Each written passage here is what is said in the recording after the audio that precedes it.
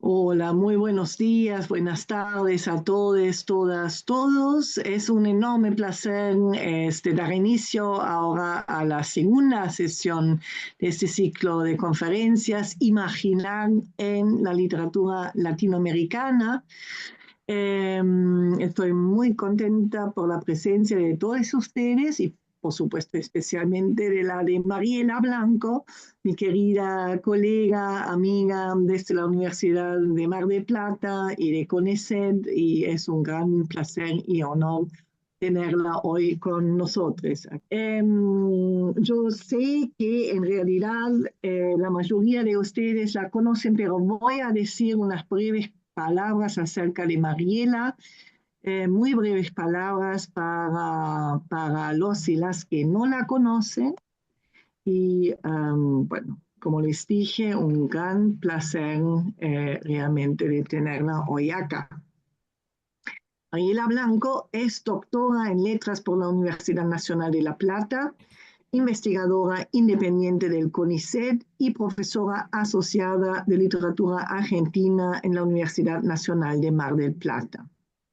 Dirige el grupo de investigación, escritura e invención y el Centro de Estudios en Archivos y Lenguajes, CIAL, en la Universidad Nacional de Mar del Plata. Dirigió el proyecto de creación de la herramienta digital sobre las conferencias de Borges, que tiene una página web que es centroborges.pn.gobierno.ar. Bueno, ha publicado numerosos artículos, un libro y una antología sobre poesía argentina. En 2020 publicó Invención de la Nación en Borges y Marechal, Nacionalismo, Populismo y Liberalismo en Ilurim, y es coeditora de cuadernos y conferencias publicado bajo el sello del Borges Center de la Universidad de Pittsburgh en 2024. Próximamente, Eudeva publicará el libro que compiló sobre las conferencias de Borges y saldrá su edición de las clases de Borges sobre literatura inglesa y norteamericana en Mar del Plata por editorial Random House. No quiero dejar de mencionar que durante muchísimos años hemos codirigido, Mariela y yo, un proyecto binacional financiado por DFE, UNICEF, MINCIT sobre el paradigma Marechal, un proyecto a través del cual nos hemos conocido y desde ese momento hemos tenido la gran suerte de haberla tenido muchas veces en Jena, en el cuadro del proyecto, pero también independientemente de este proyecto en varias actividades, compartimos un seminario, estuvo participando en otras actividades de la universidad, dio muchísimas charlas ya en Jena y es siempre un gran placer tenerla con nosotros, gran especialista de Borges, gran especialista de Marechal y de muchos otros autores, autoras argentines y de otras partes. Y hoy, como saben, nos va a hablar del proyecto Zoom y de los imaginarios, digamos, en realidad implicados en Zoom a través de Victoria Ocampo. Exactamente se llama Imaginar América desde Europa, vínculos en Zoom desde el proyecto de Victoria Ocampo. Mariela, un gran placer y te paso oficialmente la palabra. Bueno, buenas tardes para todos y todas y gracias por el interés, por estar acá, por la atención. Gracias en primer término a Claudia por esta presentación, por la invitación, por tantos años de compartir proyectos, ideas, lecturas y ahora, lo puedo decir con orgullo también, una amistad. También a Claudia Tomadoni, porque también en cada ocasión en la que he estado ha sido la anfitriona que ha mostrado la ciudad llena de Weimar y tengo un recuerdo hermoso y bueno, y en cada ocasión eh, nos acompaña. Y quiero también resaltar el orgullo que representa para mí formar parte de este ciclo, porque los autores y las autoras que lo integran son increíbles y los temas que, bueno, por supuesto, están alrededor de la propuesta de investigación de Claudia, me parecen fascinantes, así que, bueno, para mí realmente es una celebración estar acá y que honra también el vínculo con esta universidad, con la Universidad de Jena, por algo me pasó, Claudia, después lo podemos conversar, pero que preparando esta presentación me recordó mucho aquella primera vez en 2013. Vos mencionabas el libro de Borges y Marechal, y yo ahí di una de las primeras, de los primeros avances sobre el tema, y fue un momento que nunca voy a olvidar, de muchísimo aprendizaje, de muchísimo diálogo. Eh, Así que, bueno, acá también estoy como iniciando un tema que de algún modo se desprende de porque aborda esta idea del nacionalismo, cómo piensa lo nacional Victoria, porque es bastante complejo como lo planteo acá, el tema de lo nacional, lo estoy revisando, pero sí al menos creo que es un lindo jalón para empezar a pensar o adentrarse en el inmenso universo que saben que es Sur. Así que bueno, a eso los invito. Voy a pasar a proceder a compartir pantalla con ustedes. Espero que funcione bien. Parece que sí. Así que bueno, ¿ustedes lo ven bien esto? Entonces arranco.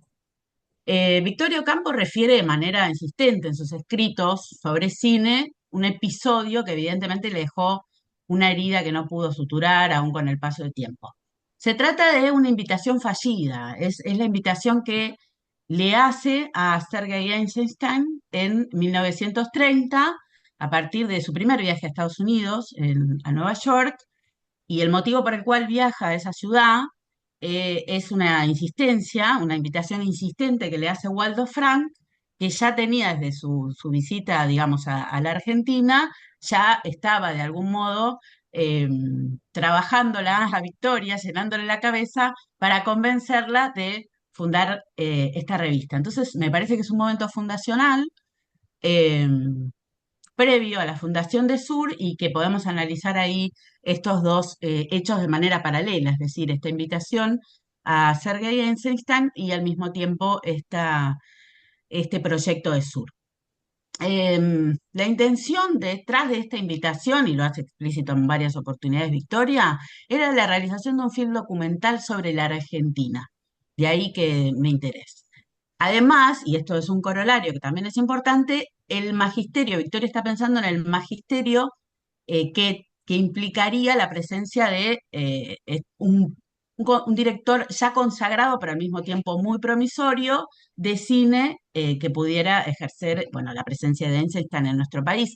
Victoria ya lo conocía el cine de Eisenstein porque iba a las funciones de Amigos del Arte, al Cine Club de Amigos del Arte. Entonces, no es una cosa casual. Sí me pareció interesante cuando reconstruyen la escena que él se acercó y se presentó, ¿no? Esta cosa del introduce que tienen este tipo de eventos. Bueno, esta es apenas una muestra de cómo Victoria concibe un proyecto nacional, pero siempre en diálogos con parámetros externos, ¿no? Por eso el título de esta ponencia, ¿no? El caso que recorto, como decía, me parece paradigmático porque por las proyecciones que tiene y porque Victoria ya tiene este modelo europeo en la cabeza, pero quiero ver cómo funciona, no, no es tan sencillo. Recordemos que este posicionamiento, ¿no? Esta mirada siempre de Europa como un paradigma es la que le vale a Sur este mote de por tanto tiempo de extranjerizante, ¿no? Sin embargo, hoy me propongo hacer énfasis en este y otros gestos, como la proliferación de fotos de Argentina en los primeros números de Sur, para mostrar que uno de los objetivos destacados del proyecto de Sur, era también potenciar y dar a publicidad la estética nacional o la estética, podríamos decir, americana. Ese era el proyecto de Waldo Frank más que de Victoria, pero siempre, como decía, pensándola desde Europa, ¿no? Evidentemente la educación recibida por Victoria en este sentido va a ocupar un papel importante. Victoria Campos se interesó por el cine, así como por la música, la arquitectura y muchas otras artes, ¿no? Pero me interesa resaltar que ella demostró, o digamos, demostró ese interés a través de la escritura, ¿no? Que ese era su espacio de pertenencia, su modo de definirse y su explicación. Es decir, quiero que quede bien claro, ella refiere muchas veces este acto, pero lo hace a través de la escritura, y en ese gesto también me parece que la podemos repensar como escritora. Pero también esto lo hace obviamente a través de su labor como editora, que incluye el montaje de la revista, además de sus gestos relacionales, que vamos a obviamente también analizar. Quiero decir que comencé a explorar este tema porque acá me invitaron a dar un ciclo de Victoria y el cine, organizado por el Cine Club Dínamo, en homenaje a Victoria como comentarista y promotora de cine. Pero básicamente, y esto no les va a extrañar a los que me conocen, a partir de una relación que me interesa mucho, que es la de Victoria y Borges, ¿no? Es bastante sabido que Borges, bueno, le gustó hacerse siempre el enfant terrible, incluso hasta muy avanzada su edad, y cuando empieza a transitar tanto este género de las entrevistas, y que cada vez que puede desafía, incluso públicamente, la autoridad de esta gran mecenas y gestora cultural, ¿no? Eh, pero al mismo tiempo le reconoce su trascendencia como escritor. Él reconoce que todo su éxito internacional es gracias a Victoria, y creo que eso es justo, bastante justo, obviamente, más allá de su talento. En la década del 60, Borges critica el primer número de Sura al compararlo con una guía de viajes, ¿no? Y esto es lo que despertó mi curiosidad. Victoria responde y se defiende muy bien, como vamos a ver más adelante, pero quiero decir que esto me llevó a revisar el montaje de estos primeros números y de este proyecto estético de Victoria en relación con lo nacional, con el arte nacional y su intención de difundirlo. Es decir, me parecía absurdo decir esto que dice Borges, que parece que tiró las fotos de Argentina ahí como sin más y que nunca se entendió por qué. Em, este es el puntapié inicial de este trabajo, pero de algún modo también el final, dado que, después lo podemos discutir, me parece que no es descabellado afirmar que, eh, y a través de muchos años de acciones de Victoria, digo, Borges va a ser el escritor estandarte o algo así como decir su producto más exitoso a la hora de mostrar a Argentina al mundo. Em, Victoria lo caracteriza como nuestra mejor carta de presentación al mundo, nada más y nada menos. Entonces, acá sí paso a mostrarles la siguiente diapositiva que contiene lo que dice Victoria al respecto, ¿no? Dice en la introducción de su libro Diálogo con Borges de 1969. Al comienzo de estas notas, que serán la expresión de Borges mismo, registrada y transmitida por este fiel grabador, así se define ella, en el que me he convertido con satisfacción y orgullo, orgullo de poder transmitir algo tan esencialmente argentino y de una calidad tan excepcional, diría que desde el momento que conocí a Borges, en los tiempos de la revista Proa, hace de eso la bagatela de casi 30 años, siempre lo admiré, pero con una reserva. Me preguntaba si Borges sería siempre un brote admirable o si se podría abrir sin deshojarse enseguida. Me lo preguntaba con inquietud porque un talento tan singular, una personalidad tan excepcional como la suya, representaba para nosotros algo más que un éxito literario. Era tener todos los triunfos en la mano, un pasaporte para la alta sociedad literaria contemporánea, un pasavante para nosotros, los argentinos, con toda nuestra argentinidad y universalidad esencial, que es uno de los rasgos dominantes de los mejores argentinos. Me pareció maravilloso detenerse en el significado de pasavante, que es la figura que elige Victoria para referirse a Borges, y el diccionario de la Real Academia Española, de español él dice, documento que con carácter provisional da un cónsul al buque mercante adquirido en el extranjero para que pueda ir a abanderarse y matricularse en un puerto español. Borges sería, desde esta perspectiva, nuestra bandera para darnos a conocer al mundo. Quiero centrarme entonces en la detección y análisis de algunas estrategias que usó Victoria para desplegar este estandarte, es decir, para construir una vidriera de Argentina hacia el mundo desde los inicios de sur y más allá y también más acá. Y otro objetivo que se desprende de este, pero que me parece, no lo resuelvo, pero sí es interesante para mí plantearlo, pensarlo, eh, y sobre todo, como decimos siempre, ¿no? Repensar.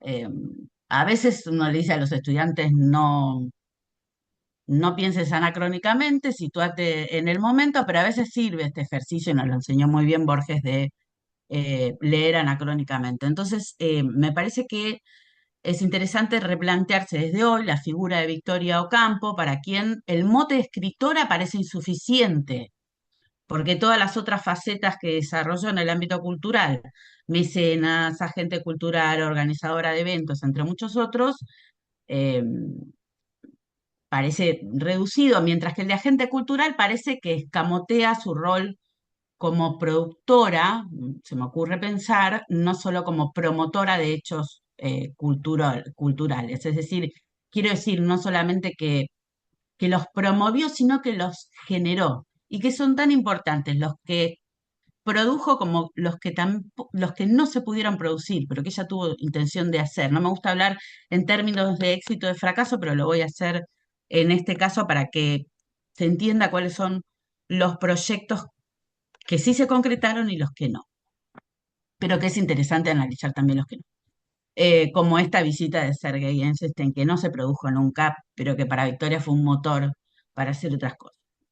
Entonces, quiero recuperar esta idea que ella dice que subrayé de grabadora fiel, porque me permite repensar esto que dice Bordelois, esta polémica que presenta en relación a la figura de Victoria en su último libro, Victoria, Paredón y después, y dice que la crítica en general, y lo cual es cierto, la relegó al lugar de mediadora cultural, ¿no? Eh, y sin reconocer su importancia como escritora. Yo creo que eso es medianamente cierto desde la perspectiva de la crítica, pero no tanto si analizamos sus escritos, el lugar que ella le da a este tipo de acciones de promoción cultural. Es decir, para ella es muy importante y por algo las refiere tanto. Parte de su proyecto eh, autorreferencial eh, se detiene mucho en ese tipo de acontecimientos. Eso lo vamos a ver en relación con el caso que recorté para hoy, que es el de Eisenstein, ¿no? Es decir, que si escudriñamos sus intenciones en su discurso y constatamos el orgullo de haber cumplido ese papel, muy en sintonía con su proyecto, como decía, escritural, en donde ella misma manifiesta hacer uso de la escritura para canalizar sus emociones.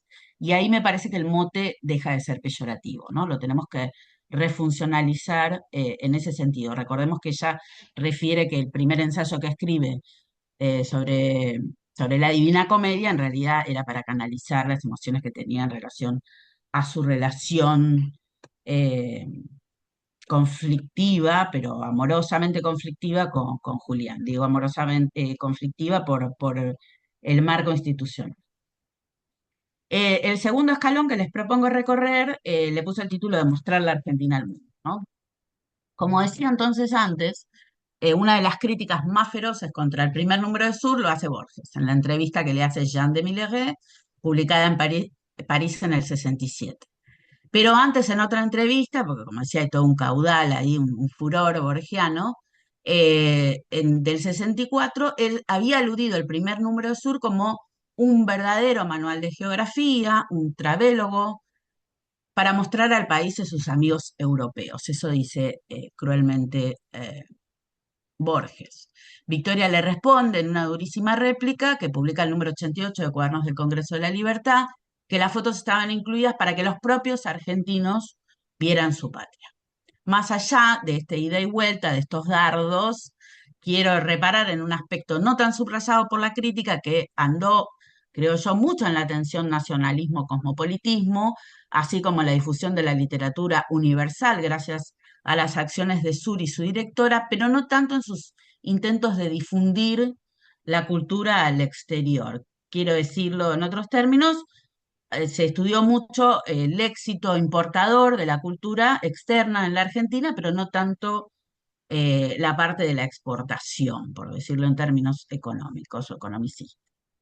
Es por eso que elijo centrarme en un gesto que me parece representativo por el momento en el que se produjo. Lo recupero. Se trata de este viaje de Victoria, que tiene en realidad como objetivo principal juntarse con Waldo Frank a terminar de delinear la revista. En realidad Victoria todavía ni siquiera estaba muy convencida de hacer la revista. Em, pero sí, Waldo Frank le marca muy, subraya mucho esta intención de que sea un puente entre las Américas, es decir, una especie de objetivo panamericanista que para él nunca se cumplió, ¿no?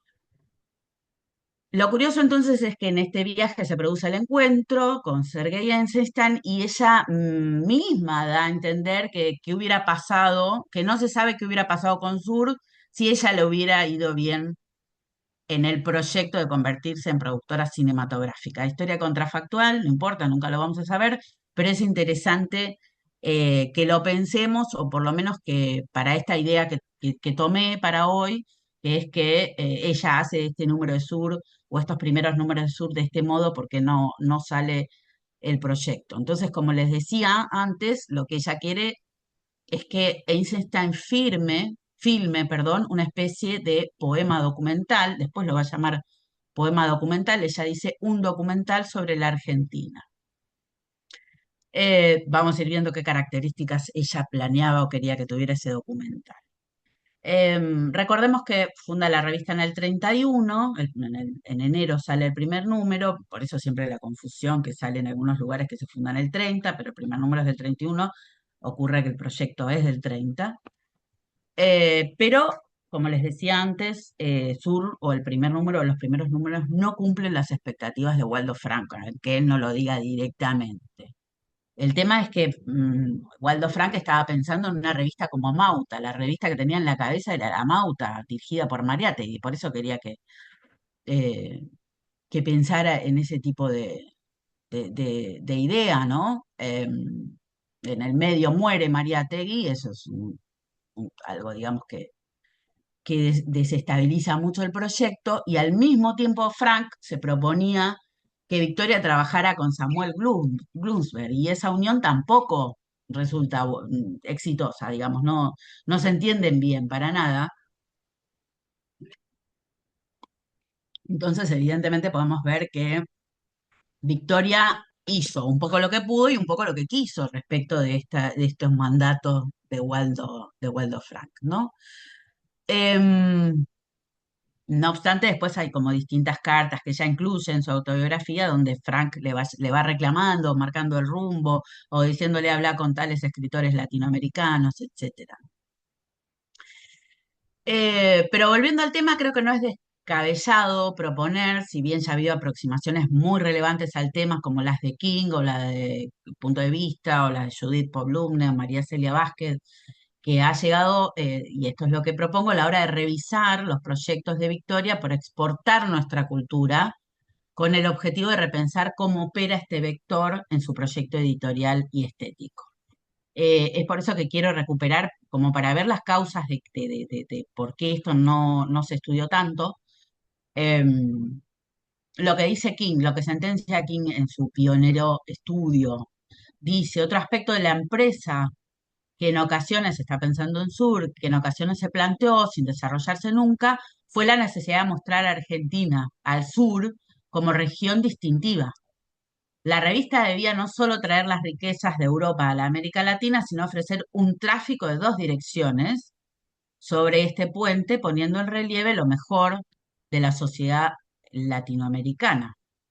Pero después sentencia, Sur nunca se mostraría grandemente interesada en los problemas específicos del continente, pues el patrimonio argentino era, en posterior frase de Borges, el del universo. Entonces, me parece que esta, por decirlo, fase cosmopolita o universal de Sur no dejó ver este otro intento, ¿no? Es un poco lo que quiero compartir con ustedes.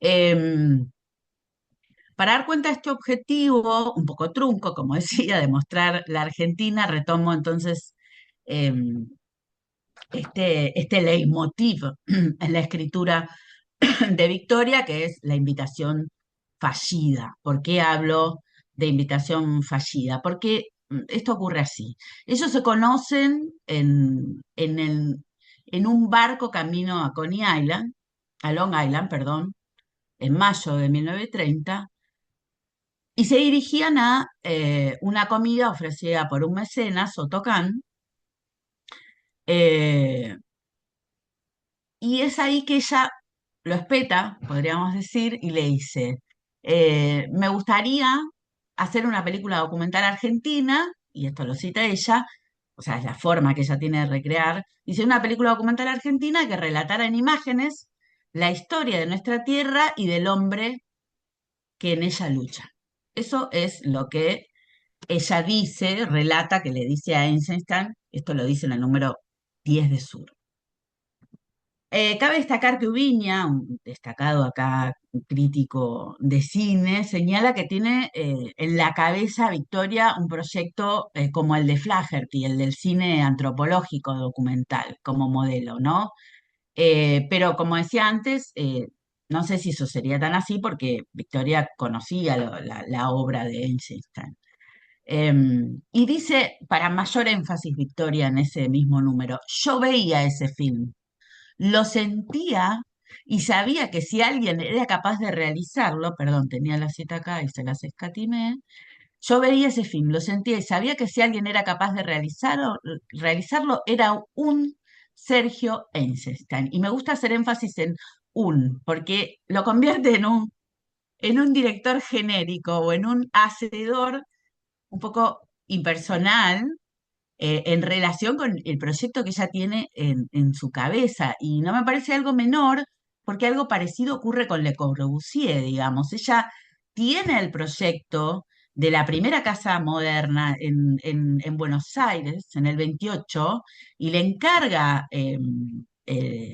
a Le Corbusier el proyecto, pero, pero lo termina haciendo Bustillo porque Le Corbusier no, digamos, yo calculo que no se habrá sentido tan cómodo que le digan tanto qué hacer. Y ella tenía ya en la cabeza, lo mismo que dice acá, tenía muy en la cabeza lo que quería, ¿no? Entonces uno se puede preguntar ahí qué pasa entre el artista y el mecenas y una mecenas en ese caso con tanta determinación como Victoria. Bueno, volviendo al tema de Einstein, entonces, es que él tenía un contrato en Hollywood, así se lo hace saber en ese momento a Victoria. En ese momento estaba por hacer la película An American Tragedy, tenía un contrato con Paramount, pero se interesó muchísimo por la idea de Victoria, ella lo detecta eso, y es tan así que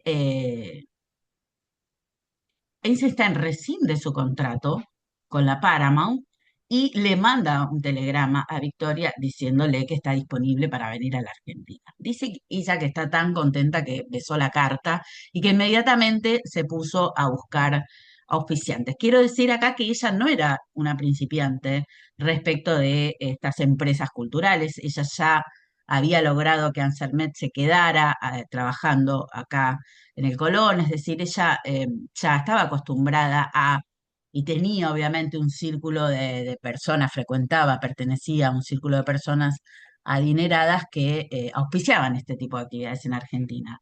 Pero no tuvo suerte con Einstein. Yo calculo que el tema de el tinte rojo ahí que ya caía sobre el director ruso no habrá jugado a su favor. Entonces, esa frustración, ese no haber conseguido, ese tenerle que haber respondido el telegrama a Einstein diciéndole que no, para Victoria es un trauma que vuelve y vuelve y vuelve. Em, entonces, ahí, a partir de esta negativa, Einstein se va a México a filmar un documental que se va a llamar Que iba a México, que también tiene un final complicado, porque se termina, digamos, haciendo un montaje a espaldas de él, él no reconoce finalmente esa película. Todo esto lo cuento porque va a ser importante para la narrativa que vamos a seguir de Victoria. Ese, Este filme entonces lo monta otra persona, Einstein vuelve muy desilusionado a Rusia, le escribe a Victoria y le cuenta que está tan desilusionado que va a dejar de hacer cine por un tiempo, lo cual ocurre y se dedica a la escritura de cine de índole más teórica, incluso manda algunos de sus escritos a Sur, ¿no? Entonces, evidentemente fue traumático para ambos. Em, Al volver de manera recurrente sobre este episodio, Victoria insiste en la necesidad de llevar a cabo un film que inaugure un tipo de cine nacional. Califica este plan como de vacancia, como de necesidad. De movida ya no se le ocurre que pudiera salir este proyecto que ella quiere de nadie, o del candidato que ella tiene en la cabeza no podría salir de la Argentina. Y ante este fracaso, por llamarlo de un modo, es que comienza a crecer una polémica también oculta contra los realizadores del cine nacional, que es una polémica bastante evidente. De lo que se colige de otras notas, estaba en contra de una corriente dominante en la que primaba el costumbrismo, estoy hablando del cine nacional, el melodrama, la chabacanería y el engolamiento. Y así lo hace manifiesto en el final de su comentario del Hombre de Arán, que como decía está en el número 10 de Sur. Dice, mientras veía El Hombre de Arán, me acordaba de este episodio y volví a pensar en el film con que tan a menudo sueño, y esta idea Teresa subrayarla también, todavía y que nadie entre nosotros parece pensar en hacer. Y es, sin embargo, la película que hay que hacer. Los que son sensibles al film de Robert Flaherty en cuanto a poema épico me comprenderán. Y también me comprenderán aquellos a quienes han conmovido ciertos aspectos de nuestro inmenso país. Pero, ¿dónde están los que podrá realizar él o los que podrá realizar esta obra? ¿Vive oculta entre nosotros o habrá que importarlo? Cuán de desear es que esta película nazca en nuestro suelo, cuánto nos aliviaría, cómo nos sentiríamos reflejados por fin en ella. ¿Y qué necesidad tenemos de olvidar, de lavarnos de las grotescas caricaturas cinematográficas de la Argentina, cuya persistencia resulta verdaderamente desoladora? Vemos entonces acá cómo Victoria imagina, proyecta en el cine la posibilidad de realizar un poema épico en clave realista para mostrar nuestro país. Esto es importante. En su autobiografía deja traslucir, tras su frustración, la otra parte del proyecto, la del magisterio, ¿no? Em, a ver si me deja pasar la imagen. Acá se ve lo que ella dice sobre lo beneficioso que fue para los mexicanos recibir a Eisenstein. Y cómo eso nos lo perdimos los argentinos, en otras palabras. Me escribió sobre el tema diciendo que él se sentía con el corazón roto, pero dejó tras de sí en México sus enseñanzas. Y acá es la parte pedagógica que yo les decía, la otra cara. Los buenos films mexicanos llevan todos el sello de Eisenstein. Y aun cuando su película sobre México hubiera estado mal hecha, que no lo estuvo, ese martillar en hierro frío no hubiera sido en vano. Pero es mérito de los mexicanos haber recibido a ese hombre y haber aprovechado sus lecciones y su genio. Einstein hizo por el cine mexicano lo que yo había soñado, vuelve a repetir ese verbo, hiciera por la Argentina. En esta empresa, como en tantas otras, mis compatriotas me negaron apoyo, sea por falta de confianza en mis cualidades de organizadora, puede que hayan tenido razón, sea porque duraron de mi gusto y de mis intuiciones, y estaban equivocados, ¿no? Entonces, ratifica acá que ese era el proyecto, digamos hay mucho daño y que la persona era Einstein sin lugar a duda. Esto lo está diciendo 22 años después de 1930, es decir, en el 52. Por eso quiero que convertirlo como en una obsesión, no una obsesión negativa, pero sí como ella transforma esta anécdota en un argumento, sin duda, y lo recupera a propósito de una invitación que le hace a Vittorio de Sica, 22 años después, para lo mismo. El proyecto para ella en su cabeza sigue intacto. Las circunstancias son otras, pero dice, lo invité a De Sica para sacar al cine argentino el estancamiento y la vulgaridad espantosa en la que estaba. En este caso, echa la culpa al régimen, a lo que se llama el régimen peronista, el gobierno peronista, ¿no? Con la que ya sabemos que tenía, digamos, una posición férrea. que habría impedido a través de su presidente de la Comisión de Cultura la llegada de Zika a la Argentina. Pero para ver, para ver las dos circunstancias diferentes, eh, hay un factor económico, material acá, que es importante considerar. Ella resalta que cuando quiso invitar a Eisenstein, ella no disponía de sus bienes. Es decir, aunque hubiera sido heredada por cómo eran las leyes argentinas en ese momento, esa herencia tenía que ser manejada por el padre o por, en ese momento, el marido. Entonces, ella no podía disponer de su plata para traerlo. Y respecto de Zika, donde ella ya, esa ley ya se había modificado y ella sí era libre para disponer de sus bienes, dice, lo hubiera dado todo, aunque me hubiera quedado en bancarrota. Es decir, tal es el convencimiento de que ella tiene respecto de lo beneficioso que era ese proyecto del documental para mostrar la Argentina. Bueno, tengo algunas notas más sobre la diferencia o las afinidades con Borges, pero voy a pasar por alto eso porque se va a hacer muy largo, pero, pero sí quiero destacar acá otra cita de Victoria que dice, en un homenaje posterior, esto es el año siguiente, 1953, en una nota que se llama Saludo a los dos Sergios, y que es un homenaje a Eisenstein, que había muerto un tiempo antes, y esto es a propósito de la muerte de otro Sergio, que es Sergei Prokofiev, que era el musicalizador de Alexander Nevsky, como saben. Entonces, reúne y dice saludos a los dos Sergios en este homenaje, y vuelve sobre este tema. Me parecía que el porvenir cinematográfico de mi país estaba en la balanza. Había perdido irremediablemente la ocasión de llevar a buen término una obra que, a mi parecer, estaba llamada a dejar rastros en la historia del cine argentino. Y dice, porque recuerden que Alexander Nevsky es del 40 o 39, ella la ve en el 40, y dice, cuando en 1940 vi a Alejandro Nevsky, me di mejor la magnitud de esta pérdida. ¿No? Entonces, resulta acá evidente este doble propósito de vidriera y de magisterio que hubiera tenido la visita de Einstein para Argentina, y tal vez el mismo que escondió detrás de cada invitado que sí logró traer, ¿no? Entonces, por eso digo, poner en la balanza los que sí, pero también los que no, porque es parte del mismo proyecto. Pasamos ahora al segundo apartado de la presentación, que es Imágenes de América.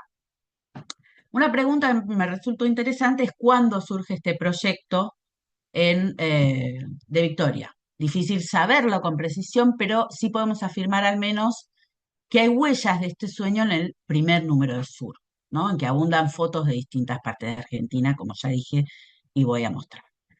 Em, Tal vez si no supiéramos de esta frustración por la visita de Einstein, pero básicamente por el documental que no fue, no queda muy claro el porqué de estas fotos. Pero si leemos este proyecto en consonancia con otro gesto, como es el de la publicación de fotogramas de la película Que Viva México, en el número 4 de Sur, a pedido de Einstein en Carta de Victoria, en un momento en que no sabemos si él ya intuía que ese proyecto no iba a tener un buen final o no, me parece que se ordenan las piezas, ¿no? Y se ve la imagen completa de por qué Victoria incluye fotos, tanto en el número 1 como en el número 4. Más allá de que,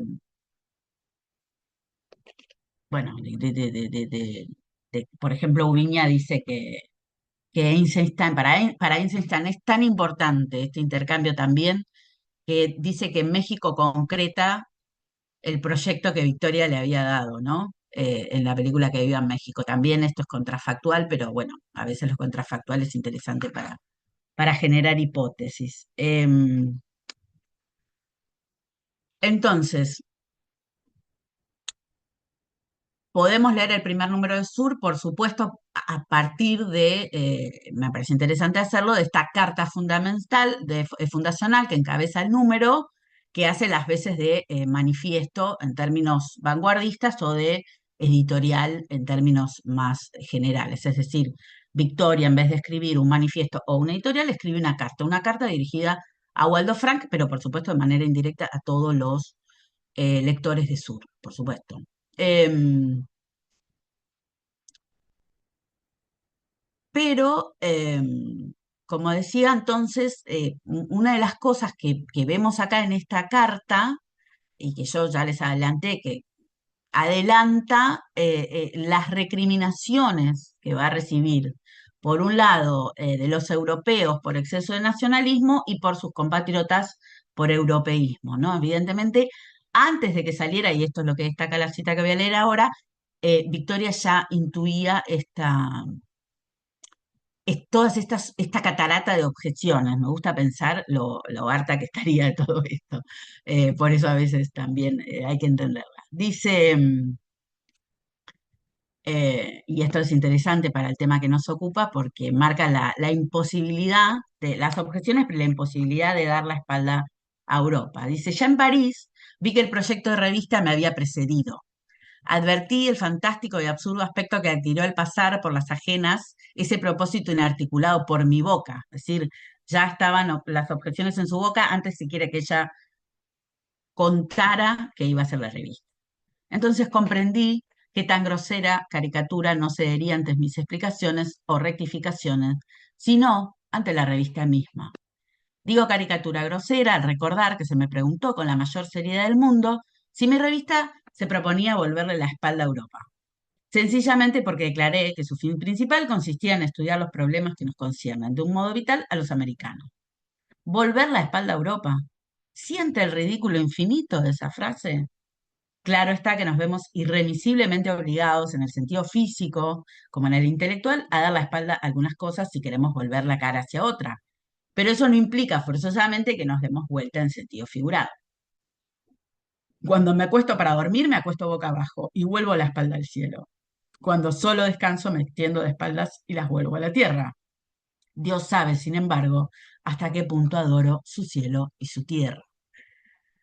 Sin olvidar entonces, desde luego, lo dicho sobre el padrinazgo de Ortega, es decir, está en la misma carta esta idea de que Ortega es el que bautiza la revista por el nombre y por muchas otras cosas. eh, Victoria subraya este no dejar de mirar a Europa, ¿no? Pero lo cierto es que si se lee el montaje, estas fotos y los dibujos y las obras de arte, se advierte la intención de propagar imágenes de América muy, muy presente, ¿no? Que para mí, y esto es lo que quiero compartir con ustedes, va bastante de la mano del contenido discursivo de esta revista. Lo que ocurre es que podemos conjeturar que tal vez la compaginación no estaba tan aceitada todavía, recordemos que son los primeros números, y que tal vez estas imágenes o las fotos no fueron en las páginas indicadas, pero si pensamos en la revista como un todo, si pensamos en la revista como un manifiesto, que me parece que leyéndola a Victoria no es del todo arriesgado hacerlo, eh, se entiende por qué Victoria incluyó estas imágenes. Estas son las imágenes en cuestión que despertaron la burla de Borges y de, bueno, muchos lectores en su momento. El paisaje de las Pampas, el paisaje andino, las cataratas del Iguazú y las tierras del fuego. Es decir, no solamente son las fotos, sino la tipificación que implican estas fotos. Son fotos de paisajes, son fotos sin seres humanos, son fotos que parecen postales, podríamos decir, para resumir, ¿no? Em, entonces, estas fotos también nos permiten volver a preguntarnos cómo proyectó Victoria esa imagen de Argentina, de una parte de América. Entonces, por un lado tenemos esta idea de que quiero mostrar la Argentina, pero la pregunta inmediata, la que ya hicimos, es cuándo, la otra es cómo. ¿Qué es la Argentina? ¿Qué querés mostrar de la Argentina? Las fotos de este número permiten suponer una mirada al menos telúrica y nostálgica al modo de Don Segundo Sombra, esa novela de su amigo Guiraldes, de la gauchesca tardía, ¿no? Se recortan, como decía, pausajes no urbanizados, diversos, un poco geográfico, como decía Borges, ¿no? Las zonas geográficas o geoculturales. Eh, y esto va de la mano de lo que ella le dice a Angélica sobre su proyecto del cine. Y leo otra cita. Trataremos de que haga un film argentino, dice respecto de su proyecto con Eisenstein, en Argentina con temas argentinos. podría ser algo estupendo, dice Victoria, y qué propaganda mundial nos haría un film de Eisenstein. Por supuesto que habría que elegir un tema bien nacional y mostrar mucho campo, ¿no? Y acá viene lo controversial, o digamos, el tema que ha dado lugar a tantos, es decir, es sencillo preguntarse o ponderar la argentinidad, el tema es qué es la argentinidad, ¿no? Propaganda, le dice Victoria a su hermana Angélica, propaganda cuyo objetivo es propagar, y acá me quiero quedar, y propagar en este caso la imagen de Argentina a un destinatario, al lector de Sur, cualquiera sea, el argentino o el de Europa, ¿no? El artículo de Drew de La Rochelle, que está incluido en este primer número de la revista Sur, por eso decía invitar a leer estas imágenes, pero contarles un poco del contenido de la revista, define a los argentinos sin conocerlos desde Europa, ¿no? Entonces es uno de los artículos más importantes de este número, hay otros, y define Drew a los argentinos como los blancos del mundo austral, ¿no? En una aseveración que si no sonaba tan terrible en el 31, ahora obviamente nos hace poner la piel de gallina. Eh, pero otro aspecto en el que voy a detenerme es que Drew habla de definir una revista como una patria. Sin duda, un canto chauvinista del cosmopolitismo, diría yo, sin temor al oxímoron, porque después Drew va a terminar su artículo diciendo, dejad que todos los vientos del mundo atraviesen vuestra pampa, los granos que ella admita darán plantas argentinas, pero no les pongáis una etiqueta. Somos los extranjeros los que diremos, esto es argentino, esto viene de ese sur. La continuidad de ese proyecto, aunque con una reorientación más urbana y porteña, se observa, como les adelantaba, en el número 4, ¿no? Por casualidad, presidido también por un largo artículo de Waldo Fram sobre el contraste entre las religiones de América del Sur y del Norte. Estas son las fotos, o algunas de las fotos. Recordemos que el número 4 es aquel en que se incluyen los fotogramas de Que Viva México, pero también incluye este montaje fotográfico. El ensayo norteamericano está intercalado el de Frank por dos juegos de fotos. El primero es una composición titulada, que es el que ustedes están viendo, Siete temas, Buenos Aires, de Horacio Coppola, con imágenes de la ciudad. Vamos a tener imágenes de Belgrano y del puerto de Buenos Aires. El segundo, o sea, el segundo juego de fotos, que no está explicado su inclusión ni nada, es el de la película de Einstein, que viva México. Se los muestro. Son estas fotos, estas y estas. Veo entonces una continuidad en el afán por documentar la nación entre el proyecto fallido y el montaje de imágenes de estos números de Sur. En efecto, las fotos del número 4 se presentan en el índice como, o sea, en el primer número no decía nada de las fotos en el índice, ya en este dice 20 páginas de fotografías documentales y artísticas, y véase la división entre documental y artística, como si lo documental no lo fuera. Me parece que eso tiene que ver también con esta concepción del cine, pero no importa, es otra discusión. Y en relación con el contenido de las fotos porteñas, puede encontrarse afinidad entre lo expuesto por Borges en su ensayo Nuestras Imposibilidades, uno de los tantos intentos de Borges, uno de los más tempranos, por asir los contornos del ser argentino y en donde se centra particularmente en la identidad porteña. Entonces, podemos conjeturar que el juego de fotos de Coppola juega con nuestras imposibilidades, dialoga, podríamos decir. Pero también dialoga de algún modo con las reflexiones de Frank del ensayo sobre América del Sur y América del Norte, y también acompaña estos fotogramas de Eisenstein, ¿no? Em, yo pensaba hablar un poco más sobre la concepción del cine de Victoria, pero viendo que ha avanzado el tiempo, me parece que podemos ir llegando a las conclusiones, sobre todo pensando que quede por ahí tiempo para preguntas o para debate, puedo aclarar o expandir más eso en la parte de discusión. Bueno, básicamente la idea es que les comentaba, cuando habla de cine, Victoria, lo que voy a resumir, es ella cruza el vector del nacionalismo, ¿sí? Ella lee en clave nacional, es decir, viendo cómo el cine muestra algo sobre la nación. Entonces, me parece que ahí también está esta continuidad o esto que sería interesante profundizar respecto de este proyecto que la Argentina para ella no tuvo.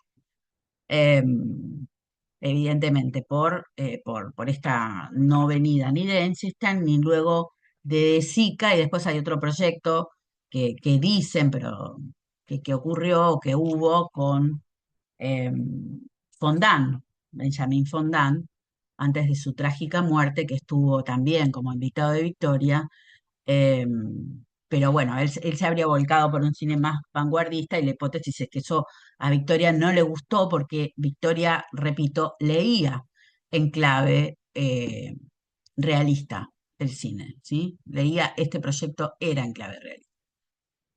Entonces, para terminar, autobiografía, autorreferencia, subjetividad y figuración pública. Lo subjetivo, o lo que me gustaría es recuperar, es lo subjetivo en una figura tan social como Victoria, en donde cada proyecto parece una proyección de sus gustos, pero al mismo tiempo involucran a la nación, es decir, sus gustos no serían solo un capricho, hay un puente ahí.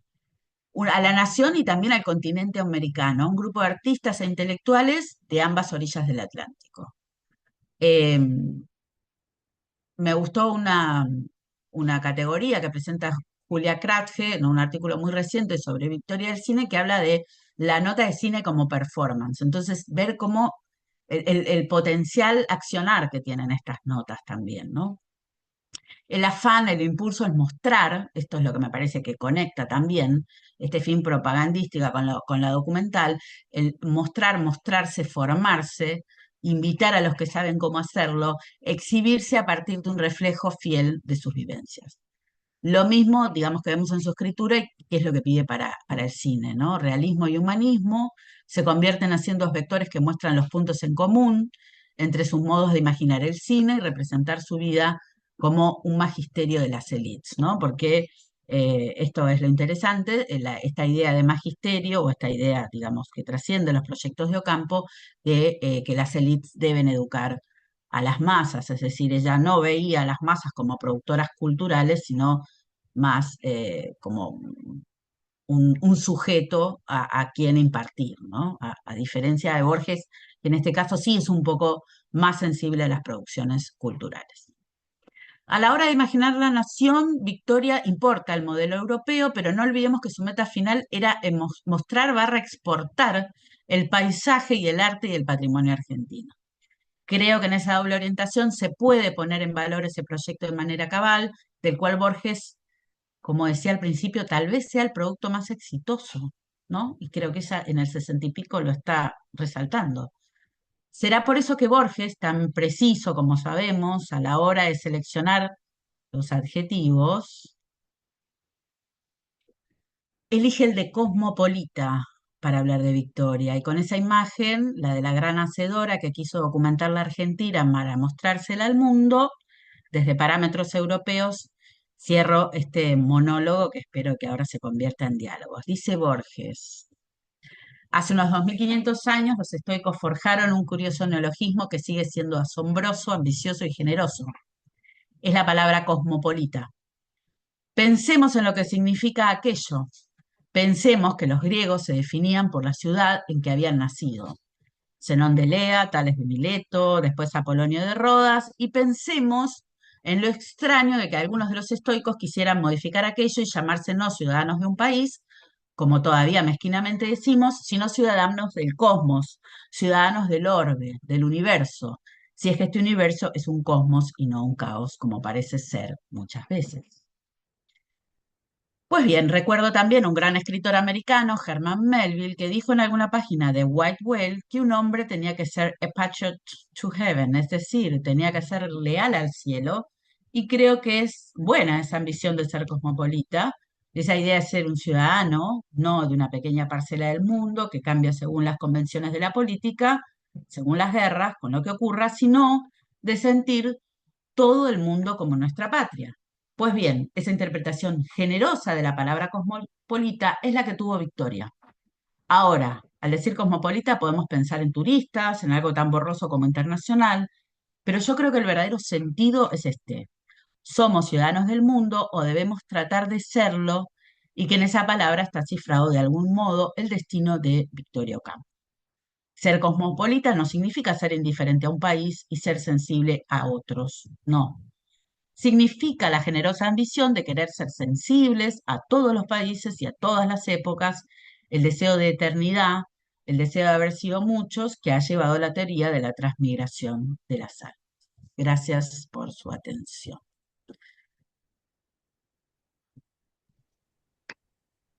Muchas gracias, Mariela.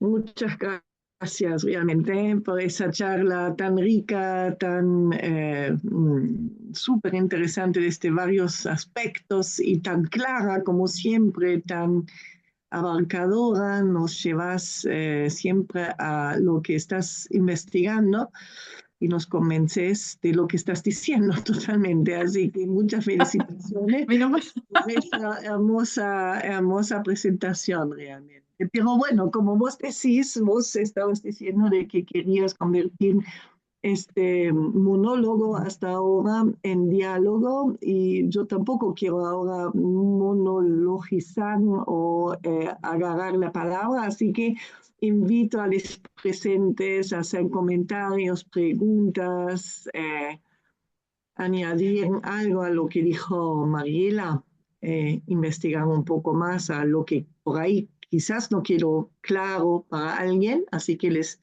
invitamos eh, a que, a que dialoguen, a que entremos todos en diálogo.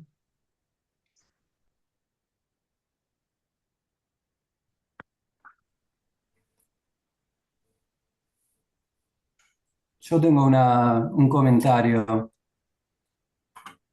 Me encantó, Mariela, la exposición. La verdad me pareció muy clara, muy completa. Creo que es una figura muy importante la de Victoria Ocampo y creo que está muy buena esta idea de tratar de completar, ¿no?, las distintas aristas que se abren a partir de su producción, de su obra, una figura tan compleja que todavía hoy nos es difícil clasificarla, ¿no?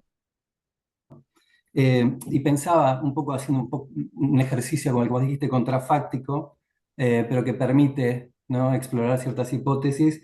¿Cómo hubiera sido ese documental de haber sido posible, ¿no? ¿Cómo hubiera sido esa relación de haberse desarrollado en el horizonte de un proyecto? Porque justamente esta tensión entre las dos vías, ¿no? De importar el modelo europeo, pero exportar estas imágenes de Argentina, ¿no? Entonces, ¿cómo hubiera sido ese documental yo miraba esos fotogramas que vos nos mostraste, cómo en los de Argentina aparecen siempre paisajes sin gente, ¿no? Aún los de la ciudad de Buenos Aires, y cómo los fotogramas de Que Viva México aparecen muy en primer plano personajes, ¿no? Y ahí estaba un poco esa tensión entre esos dos. No sé cómo lo ves vos, es un poco una divagación esto, pero me pareció eh, súper interesante ese contraste, ¿no? Y pensar cómo se podría haber dado esa relación con modelos quizás tan distintos, ¿no?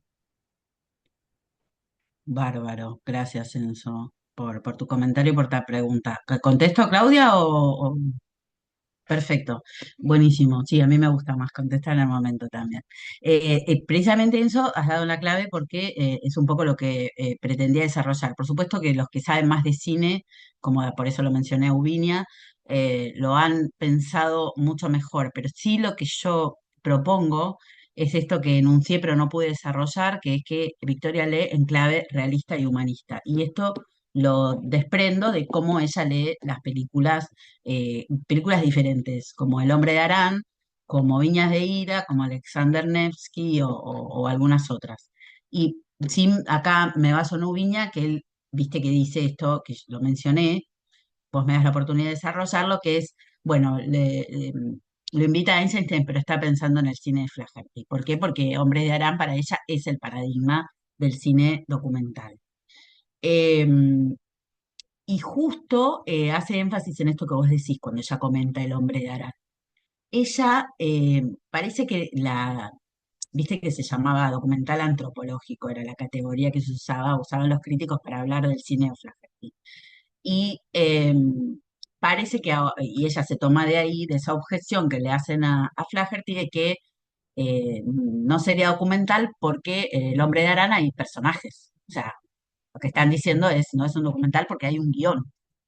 Y ella dice precisamente que en esos personajes, que como vos decís bien, no están en las fotos, pero sí en los fotogramas, la película es lo que es porque hay personajes. Y esos personajes transmiten emociones.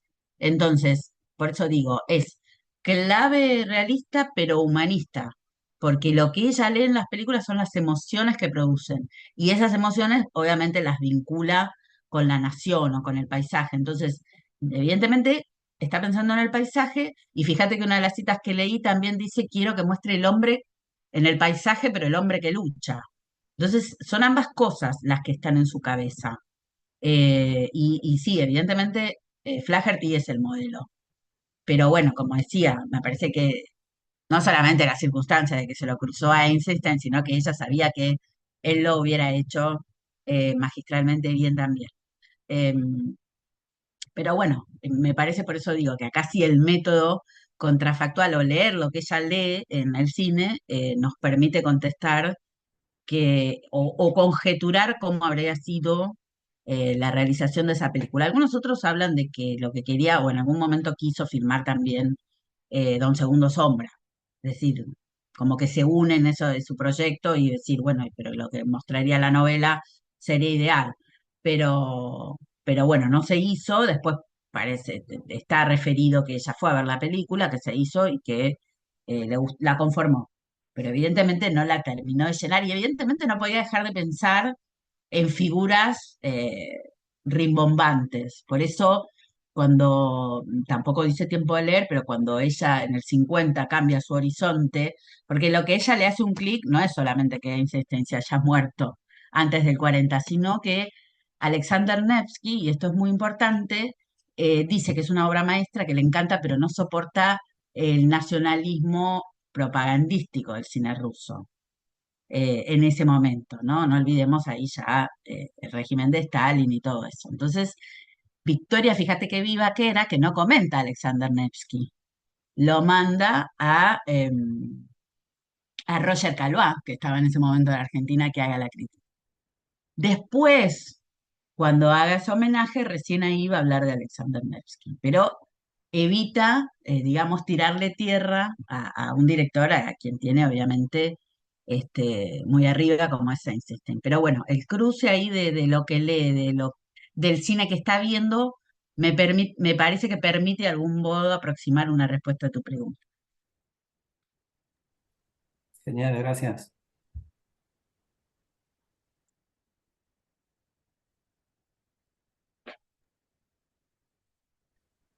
Aprovecho quizás una pequeña, realmente muy pregunta periférica casi, pero lo que me interesaría saber, Mariela, es qué tipo de cine europeo en este momento, en estos números, primeros números sobre todo, se está discutiendo, se está presentando, discutiendo.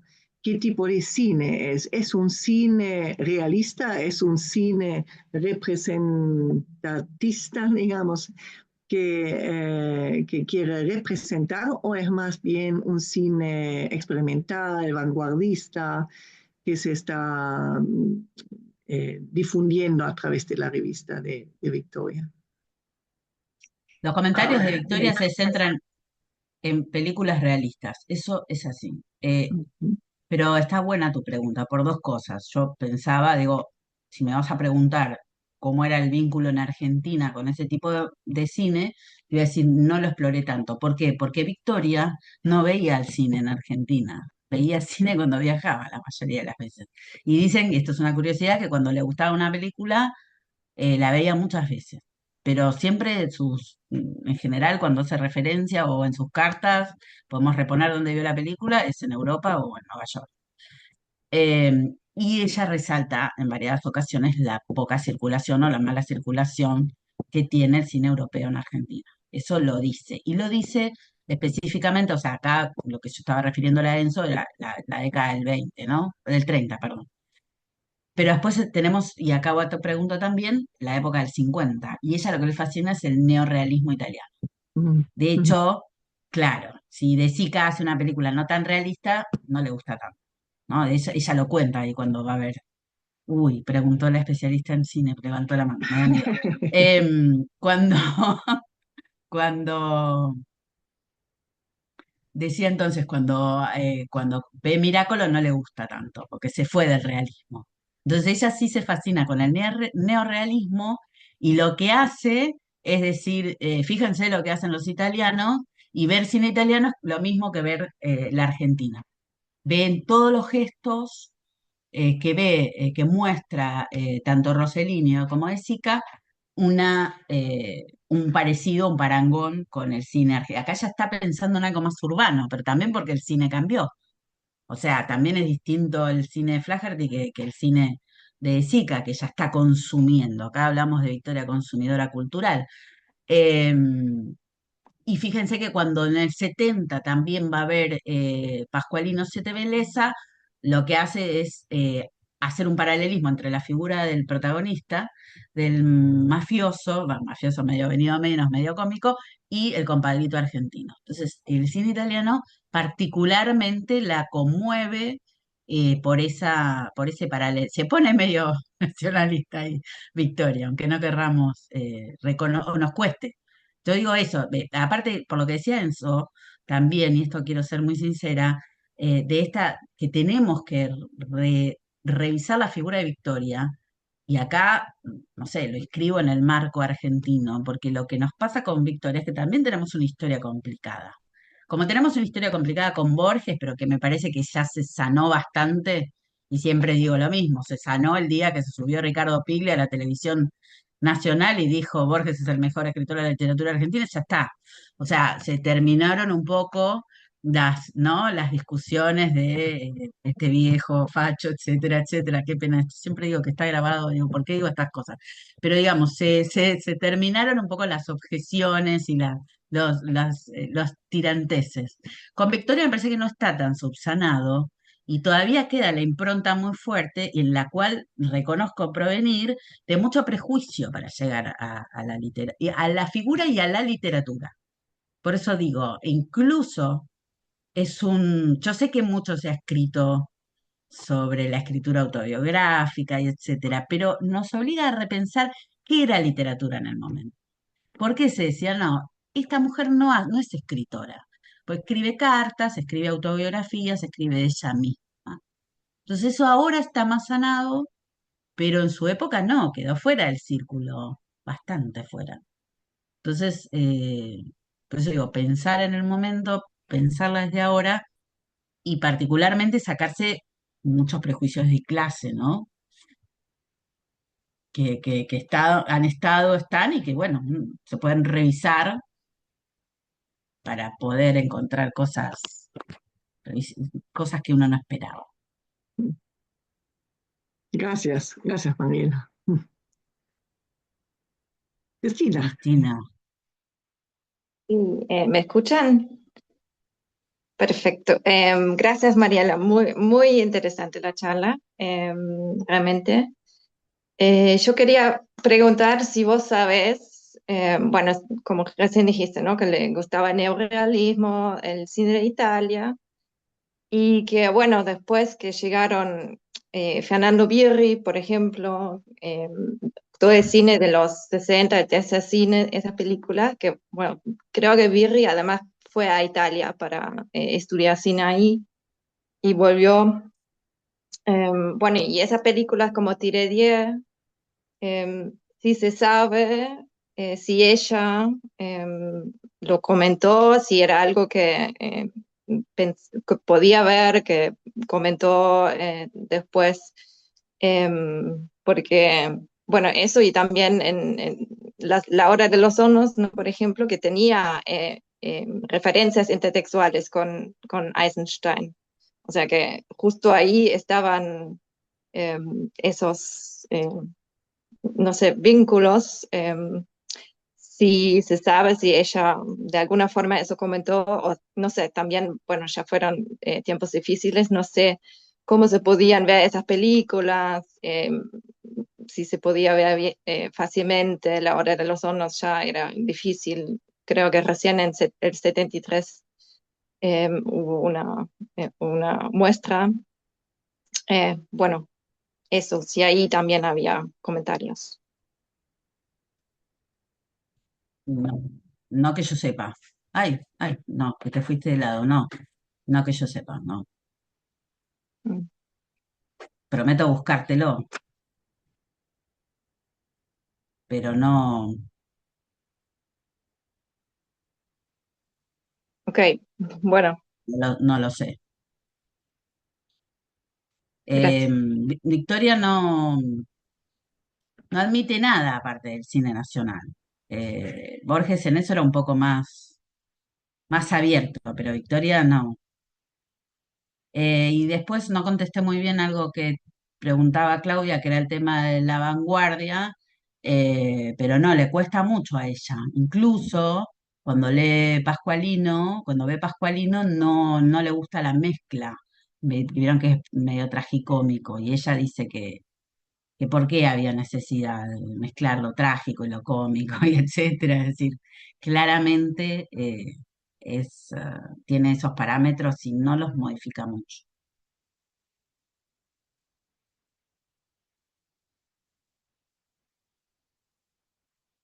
Bueno, Sergio levantó la mano. Eso. Sí, gracias, gracias Mariela. He aprendido mucho. Muchas gracias. Yo quería llevarla a hacer un comentario, no sé, es sobre la idea de cosmopolitismo, porque lo cosmopolita se puede leer como características de un proceso, de una obra, pero también se puede ver como un proyecto estético político, no sé, digamos como un querer y un deber ser. En ese terreno, ¿cómo se condice la idea o la pretensión cosmopolita con las cartas, con esta literatura un poco más intimista? Porque en Borges, claro, es como más fácil verlo, pero Victoria Ocampo pareciera que se trata de un cosmopolitismo más oblicuo. Finalmente se consigue a través de Sur y a través de su propia obra eh, avanzar en la idea de lo cosmopolita o, o, o se sigue atrapado en esa especie de, de querella interminable que todavía existe en América Latina entre cosmopolitismo y regionalismo, por decirlo de una manera muy gruesa. No sé qué se puede decir de eso, Mariela. Em, que tal vez no ahondé tanto en la idea de cosmopolitismo porque me pareció más obvia, no hay que darlo nada por obvio, igualmente. Eh, Más que esto, más que esta parte que es como mostraba, digamos, un poco conflictiva en general, y especialmente con la producción nacional de Victoria. Su cosmopolitismo, pero bueno, repito, no por obvio, tiene que darse por supuesto, me parece que se le da de manera un poco más orgánica, es decir, ella se mueve tan fácilmente. Por eso digo, cruzarse en un barco, por eso me parece fascinante la escena, cruzarse en un barco con un joven Einstein y decirle, che, ¿querés venir a hacer una película a la Argentina? Es decir, como que ahí ella eh, le era natural moverse en distintos ambientes y en distintos, sí, dialogar, ¿no? O sea, posicionarse como nunca va como una acomplejada, ni tampoco, es decir, ni tampoco con un excesivo, si se puede hablar acá de excesivo nacionalismo. Me parece, como decía Borges al final, tan natural en ella, y sí, contestando, si es que entiendo bien tu pregunta, en su proyecto, ella, en su escritura, ella todo el tiempo está refiriendo esos encuentros con gente de todo el mundo, con artistas de todo el mundo. Hay una otra cosa que no dije, que es, lo dice ella, no lo estoy inventando, que, digamos, no lo estoy conjeturando, no tendría nada de malo, está explícito, que como su deseo era ser actriz y eso por mandato familiar no lo pudo concretar, eh, trasladó ese deseo a conocer escritores. Es un poco, pero es un poco raro, así dicho, pero es como, bueno, hizo un poco ese escenario relacional el lugar donde comportarse y moverse como una actriz, un poco así, ¿no? O sea, porque declamó en algunas, Stravinsky la incluyó, o algunos artistas que trajo la incluyeron en sus números, pero digamos, no pudo realizarse. Pero si uno la piensa o la imagina moviéndose en esas distintas escenas que ella misma refiere, eh, por ahí se entiende un poco, pero no sé si contesto igual, Sergio, lo que vos preguntas. Decime.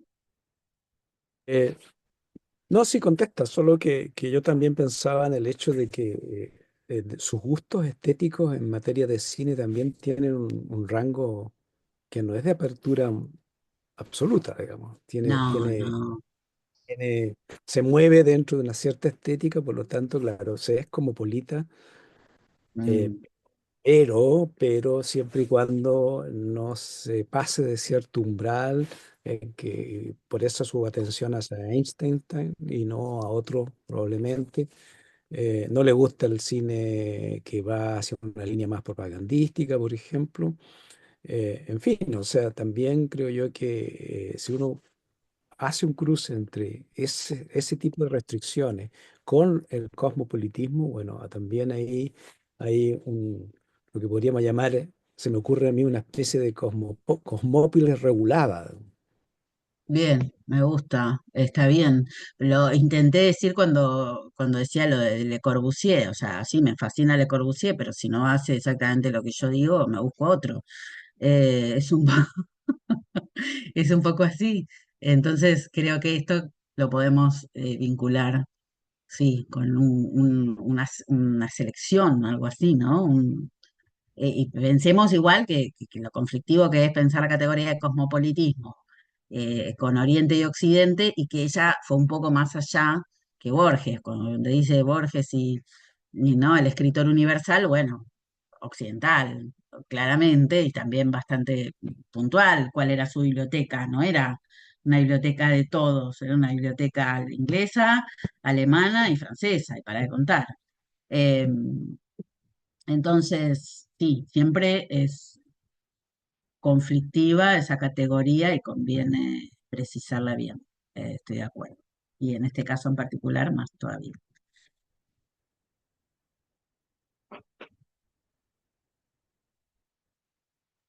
Está bien, también levantaste la mano. Sí, hola Mariela, muchas gracias por la presentación, muy interesante. Quiero hacerte una pregunta que un poco diverge, un poco escapa un poquito a la presentación, pero no quiero dejar pasar la oportunidad porque siempre me ha rondado esta pregunta. Eh, ¿Por qué a ella la invitan a los juicios de Nuremberg? Entiendo que la invita al British Council y que es la única mujer que asiste como testigo a los juicios y además la única latinoamericana. La única mujer latinoamericana, o sea, Sí. ambas cosas, sí.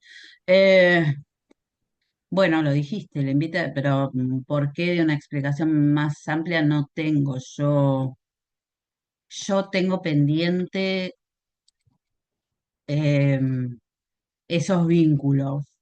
A ver, están mencionados, como vos lo estás diciendo, pero decir, quiero escribir un poco más allá, lo hizo muy bien María Eugenia Mudrovsky, y lo mencionó David Viñas, pero digamos, pasa,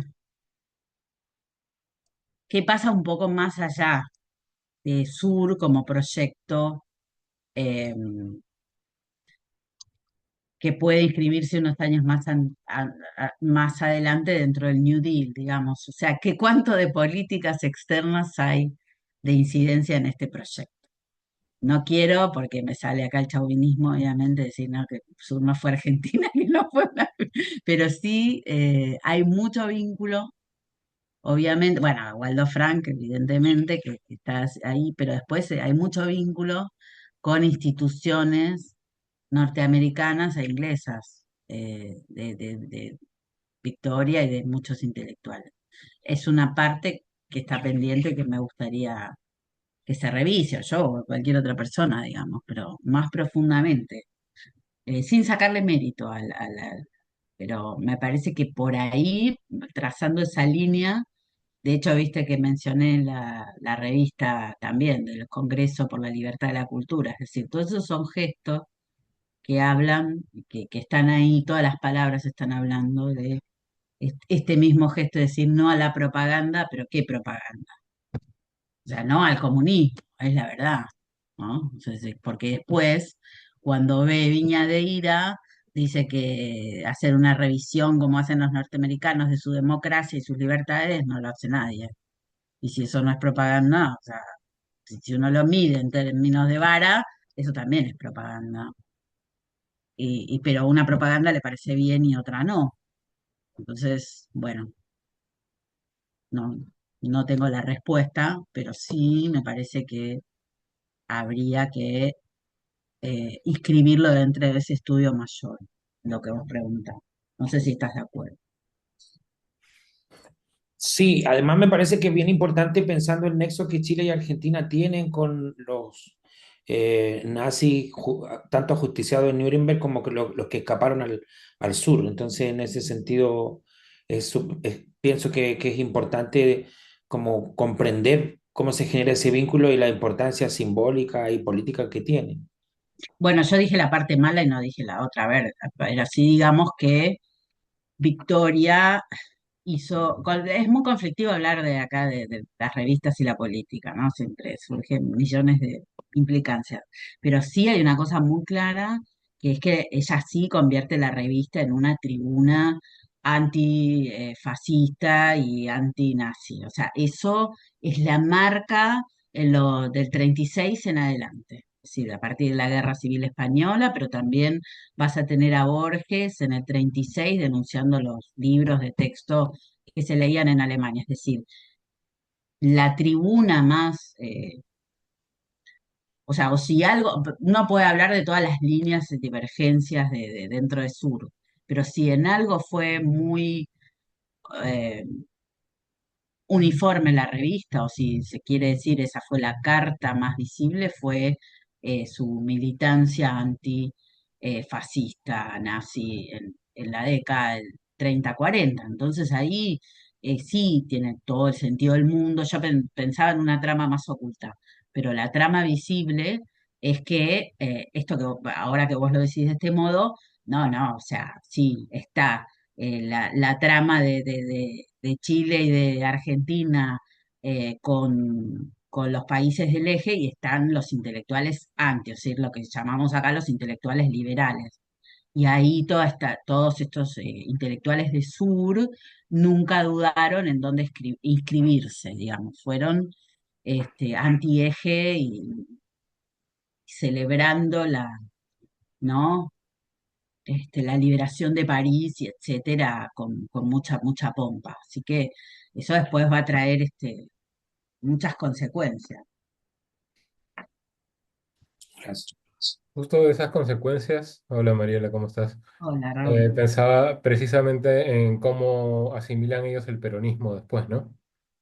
Sobre todo al verlo como una especie de variante local de eso, con una lectura de repente errónea, pero que no sé si también marca una disputa ahí dentro de la revista o si es una posición que es igual de coherente como la que se tiene respecto del nazismo. Viste que yo quería evitar, pero vos me metiste en el barro. Yo quería evitar el peronismo, pero acá estamos. No, precisamente es una línea muy pertinente, es la línea de continuidad. Va a ser uniforme también, todos los intelectuales del sur se van a alinear en la misma línea antiperonista, gorila, férrea. Pero lo interesante, a propósito del comentario de Raúl, es que ellos leen al peronismo con las mismas claves de intelección que leyeron los totalitarismos, para englobar con alguna categoría, eh, europeos, ¿no? Y el comunismo entra dentro del mismo parámetro que el fascismo y el nazismo para ellos. Así que por eso digo, lo de Alexander Nevsky es bastante sintomático porque marca como el fin de la romantización de la Revolución Rusa. Tuvo un momento de coqueteo que tuvo también Borges, pero que, bueno, después en el 36 ya publican a Guidi su denuncia, ¿no? De lo que vio en Rusia, entonces Sur ahí no vuelve o digamos, se alinea muy, muy en contra y traslada después eso, obviamente, a su forma de leer la subida al poder de Perón, ¿no? Y todo lo que van a hacer esos 10 años, que obviamente van a festejar eh, el golpe de Estado del 55, ¿no? Y ahí Borges se va a convertir en director de la Biblioteca Nacional y lo dice siempre gracias a Victorio Campo. Ricardo. Perfecto, qué bueno. Muchas gracias, Mariela, por la presentación muy entretenida también. Eh, ya yo quería volver un poco atrás, sur, al principio. Eh, Estaba pensando que además este proyecto inicial, las conversaciones de formación de la revista, ¿no? Partieron entre Waldo Frank y Samuel Glusberg, ¿no? Eh, Entiendo por su admiración también por la figura de Mariátegui, y incluso estaba esta propuesta de otro nombre que era Nuestra América, si no me equivoco.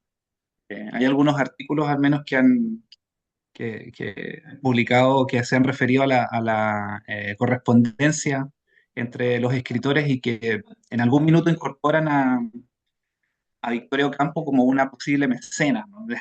Con esa figura, ¿no? Como la persona que pudiera hacerlo viable. Materialmente, pero que en ese intento de articularse y compatibilizar sus proyectos, no termina por consolidarse, se muere Mariátegui, no pasan una serie de cosas entre medio. Lo digo porque es interesante que también en tus conclusiones mencionabas que la importancia de lo subjetivo, ¿no? En Victorio Campo en particular, que claro, tenemos sus gustos allí en esta primera etapa de la revista Sur, pero hay un proyecto, ¿no? Un proyecto que además se tuvo que sacudir un poco del proyecto de otros, eh, además de figuras intelectuales poderosas, ¿no? En ese momento y durante todo el siglo XX. Estoy pensando incluso que Pedro Enríquez Ureña critica a Victorio Campo duramente, como arrebatada, ¿no? Ella publica lo que esa mañana quiso, como despertó, ¿no? Eso es lo que publica. Pero un poco lo que tú has mencionado también es que hay un proyecto cultural en la revista. El mismo hecho de que sea una revista obliga a pensarlo como algo dinámico, a pensarla a ella como una editora, eh, y no solo como una escritora, no solo, ¿no? Pero no únicamente como escritora, sino que también como una articuladora de distintos contenidos, en distintos formatos, las traducciones, etcétera. Entonces ahí quería preguntarte si es que tú identificas en ese momento inaugural tensionadísimo, ¿no? Con la figura de intelectuales un poco abiertamente criticándola por snob, ¿no? Eh, y y por tener también suficiente dinero como para poder hacer lo que quería. Si es que hay un proyecto o identificas un proyecto cultural en la revista que es consistente en el tiempo, un poco lo hemos hablado con esto del peronismo hacia adelante, pero desde el primer momento, ¿no? O sea, el primer momento es todavía más experimental y no tiene como un horizonte específicamente interpretable. No sé si se Sí, entiende más o menos. sí se entiende. Vos fíjate que a propósito de lo que mencionás, Enrique Sureña y Alfonso Reyes están en la foto, la primera foto, están en los primeros números, es decir, que evidentemente estaban entusiasmados ahí. Pero bueno, vuelvo acá, cito a King, que es el que estudia más, aparte de manera pionera, más sistemáticamente la revista, y a él ve un quiebre a partir del quinto número, es decir, un poco lo que vos estás diciendo, un intento, o digamos todavía Victoria tratando, y yo acá estoy tratando, porque decimos lo del gusto, viste que todo el tiempo es como que el lenguaje y los prejuicios, ¿no? Enseguida decimos solo escritora, vos mismo lo ibas viendo cuando vas hablando, y ahí tenemos que estar revisando todo el tiempo lo que nos pasa con Victoria. Porque yo digo, bueno, uno dice el gusto y parece una caprichosa, y uno dice, bueno, pero tampoco, ¿por qué no tenía derecho? ¿Por qué tenía que hacer lo que le decía Frank? La contrapregunta es: ¿por qué tenía que hacer lo que le decía el panamericanista Waldo Frank, que evidentemente también tenía su proyecto político? Entonces, a ver, volviendo a los inicios, realmente si vos pones en una licuadora Victoria Ocampo, Mariate y Bloomsberg, no me, se me ocurre algo más inviable. O sea, realmente no. Es interesante recuperarlo para imaginarlo y que no extrañe que yo creo que ella lo intentó y en un momento le escribe a Frank diciendo, pero no, era inviable, solamente Bloomsbury y Victoria era inviable y no resultó. Yo creo que algo lo he intentado. Y, y bueno, nada, esos son las idas y venidas, un poco los achaques que le hace Frank. Frank no abandona, ella se ve que le pregunta, eso está en las cartas, en la autobiografía, y él le dice, no, está muy bien, los primeros números están muy bien, pero bueno, ¿por qué no se conecta? Le escribe a tal, le menciona a todos escritores latinoamericanos, pero no, eso evidentemente no era lo que estaba en la cabeza de Victoria, ¿no? O sea, sus amigos eran más europeos y eso se ve ahí. Y son europeos, por eso tomé el artículo de Drew, que son europeos hablando de América aún cuando no la conocen, por eso me pareció el más exagerado en ese sentido. Eh, entonces tampoco logra integrar demasiado lo norteamericano, porque uno podría decir, bueno, se traga América Latina, pero hace... No, tampoco. O sea, eso por ahí Borges lo hubiera podido hacer, pero eso tampoco. Entonces siempre está ahí Europa, siempre está el horizonte europeo, porque es, bueno, desde el inicio, ella dice, no quería dejar París porque no me interesaba ir a Estados Unidos, y me iba a sacar unos días de París, que era mi casa. Entonces, en esos mismos inicios está el tema. Después no me acuerdo al final, hasta llegaste bastante en tu comentario.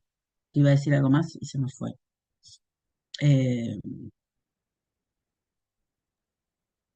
no No, sé. era eso. Yo di un rodeo un poco largo, pero quería Sí, también comentarlo. No, muchas gracias, Mariela. gracias a vos. Bueno, perdón si me quedó algo ahí en el tintero, ¿no?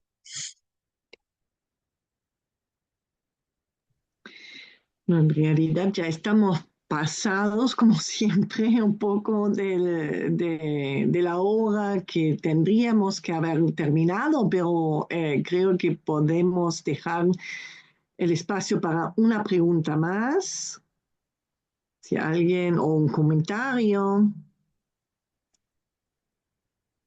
si alguien quiere añadir algo.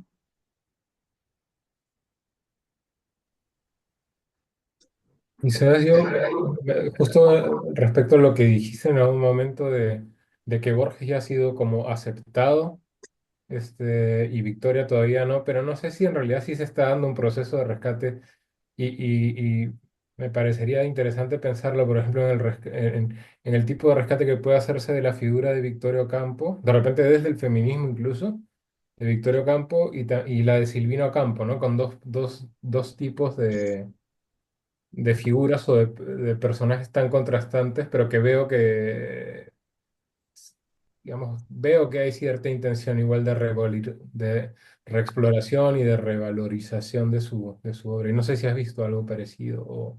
Sí, sí, sí, sí, sí, hay proyectos de muchas jóvenes desde distintos enfoques, pero del feminismo muy fuerte de Victoria, eso me llamó la atención.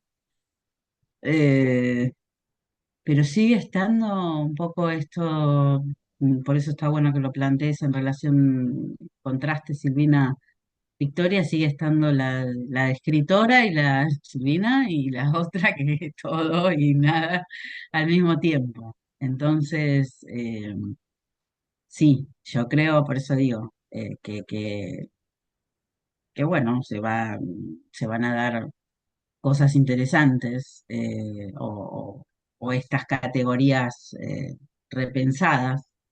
Hay que revisar el feminismo de Victoria y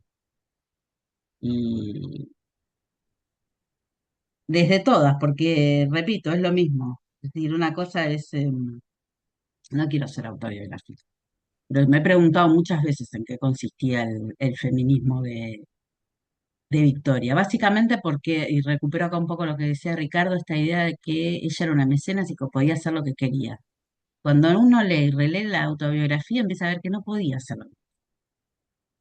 Por eso hice hincapié en este episodio. Sí, la veían como una mecenas y que tenía plata y hacía lo que quería. Creo que los de afuera y las que no la conocían, porque, bueno, acabo de marcar, por eso digo, no era un capricho, acabo de marcar una ley que marcaba que no podía hacer lo que quería con su patrimonio. O sea que siempre se cuenta esto que le dijo al padre, etcétera, etcétera. Pero evidentemente no podía decir gasto o invierto mis bienes acá. Entonces, yo creo que no olvidemos que la autobiografía se publicó después de ella muerta, ¿no? Entonces eso también es importante. Todo eso se supo después. Y las cartas también circulaban por ahí de manera personal. Ella no quiso publicar antes su autobiografía precisamente para no tocar o no afectar a gente que estuviera viva. Entonces también me parece, por lo menos a mí, me resultó muy revelador de, de sus problemas como mujer, por decirlo de algún modo, leer esa autobiografía. Pongo un ejemplo. Entonces decían, Victoria, esto hasta lo pueden leer en las páginas de internet, dice, Victoria, una figura del feminismo, la primera en fumar en público y en manejar un auto. Yo decía, qué pelotudez, que una mujer, o sea, que ser feminista porque manejas un auto, porque, o sea, puede ser importante la figura pública, la puedo analizar, pero no deja de parecerme en la vida práctica una cosa menor. Pero cuando uno lee la autobiografía y Victoria explica que tuvo que aprender a manejar, porque tenía chofer, tuvo que aprender a manejar porque el chofer y la mucama, Fanny, la delataban con sus padres, que eran los que no permitían que tuviera un amante, es decir, para tener la libertad de amar a quien quisiera, tuvo que aprender a manejar, a mí resignificó mucho ese gesto. Entonces, me parece que desde ahí, desde lo simple y lo subjetivo, es decir, y acá vuelvo a lo de Ricardo, esto que podemos decir el gusto como un capricho o el gusto también como un gesto de libertad, es decir, soy mujer, quiero esto y por qué no puedo hacerlo. Y ahí sí me parece que sería muy enriquecedora la perspectiva feminista. Es decir, la subjetividad como mujer de Victoria en ese momento y en esa época. ¿Y qué pudo hacer con lo que podía, con lo que tenía? Que parecía mucho, pero no era tanto.